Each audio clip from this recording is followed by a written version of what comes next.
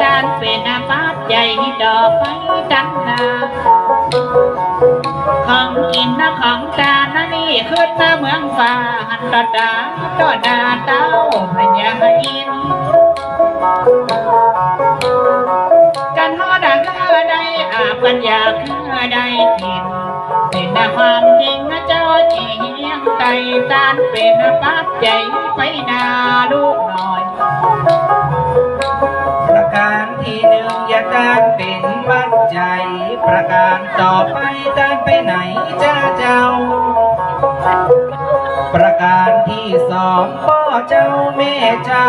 บอกเป็นเก้ายกยืนยอด้าน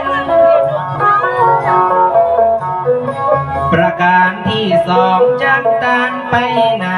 จะถามเข้าไป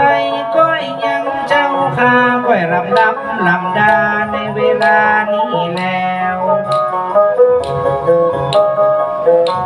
ประการที่สองเจ้าภาพดานหาเทวพุทธเทวดาพญาอินทร์เป็นเจ้ามารับลำรองเอาของเอาเขาปล่อยเจ้าแม่เจ้ายกอินทร์ยอดดาน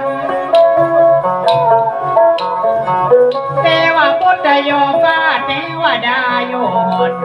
โยเบื้องบนไปยังละว่านาได้กินนาได้จานแล้วนอลูกหน่อยประการที่สองจากการไปหาเทวพุทธเทวดายังสวรรค์จันแก้วกันได้ยินเสียงจางสอห้องแล้วไข่ปองแก้วรีบลิงเร็วมาประการที่สองจากการไปหาเทวบุตรเทวดาด้วยกันว่าอันและประการที่สามดันไปไหนแม่จันประการที่สามจะดานไปหาโคติไปบ่มานี่ละจากห้องญาติละวงศาได้ละพี่น้องมีส่วนเกี่ยวข้องจักยอดดาน